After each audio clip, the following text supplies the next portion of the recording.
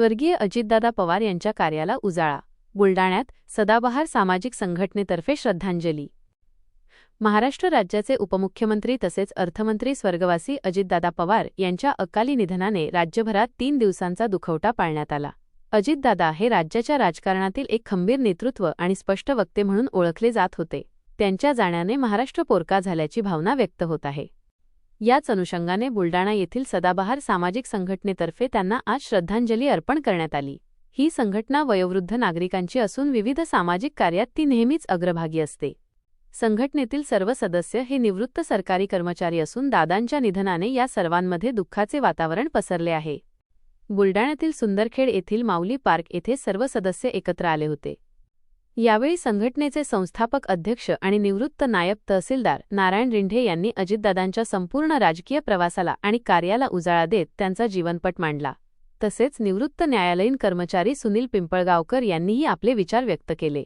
उपस्थित सर्व सदस्यांनी आपल्या भावना व्यक्त करत लाडक्या नेत्याला भावपूर्ण आदरांजली वाहिली. उपस्थित सर्व नागरिक, आज आपण या ठिकाणी जे जमलेलो आहे ते याच्याकरता की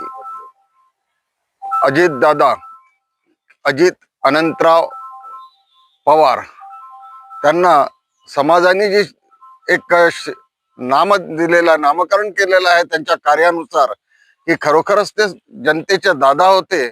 आणि अशा दादांना ईश्वराने अचानक उचलून नेलं. काळाने जी झेप घातली त्यांच्यावर आणि या महाराष्ट्राच्या जनतेला जे पोरकं केलं ते खरोखर दुःख असहनीय आहे. आणि यांचं कार्य हे सर्व समाजातील लोकांकरता किंवा शाहू, आंबेडकर, फुले यांची जी शिकवण होती, या शिकवणीला धरून जे त्यांचं कार्य होतं हे सर्व वाखाणण्यासारखं होतं. असा नेता या महाराष्ट्राला पुन्हा लाभणे नाही, एवढा कर्तृत्ववान नेता या महाराष्ट्राला लाभणे नाही. आणि या महाराष्ट्राच्या अशा हिऱ्याला, अशा चांगल्या नेत्याला श्रद्धांजली ज्यावेळेस द्यायचं म्हटलं त्यावेळेस कुठेतरी मन भरून येतं. आणि असा प्रसंग आमच्यावर आला, हे दुःख सहन करण्याचा आमच्यावर तर आलाच, पण पवार कुटुंबावर जो आला तर मी असं म्हणेल की आम्ही सर्व सदाबहार माऊली पार्क सुंदरखेड येथील सर्व सदस्य हे आम्ही असा ईश्वराजवळ प्रार्थना करतो. आणि माझ्यातर्फेही मी अशी प्रार्थना करतो की त्यांच्या कुटुंबाला आणि महाराष्ट्राच्या जनतेला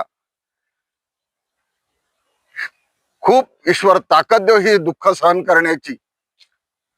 असा प्रसंग कोणाच्याही आयुष्यात येऊ नये जो पवार कुटुंबाच्या वर आलेला आहे. पुन्हा मी सदाबहार माऊली पार्क सुंदरखेड या ग्रुपच्या वतीने त्यांना श्रद्धांजली अर्पण करतो आणि माझे 2 शब्द इथेच. आज आम्ही ज्येष्ठ नागरिक सदाबहार ज्येष्ठ नागरिक माऊली पार्क सुंदरखेड येथे आदरणीय अजितदादा पवार यांना श्रद्धांजली अर्पण करण्याकरता आमचे सगळे सदस्य हजर झालेले आहे. आणि आमच्या संघटनेतर्फे त्यांना आम्ही आज श्रद्धांजली अर्पण केलेली आहे. अजितदादाच्या जाण्याने महाराष्ट्राच्या जनतेवर फार अवकाळ पसरलेली आहे. त्यांना परमेश्वर चांगली जागा देव अशी मी ईश्वरचरणी प्रार्थना करतो.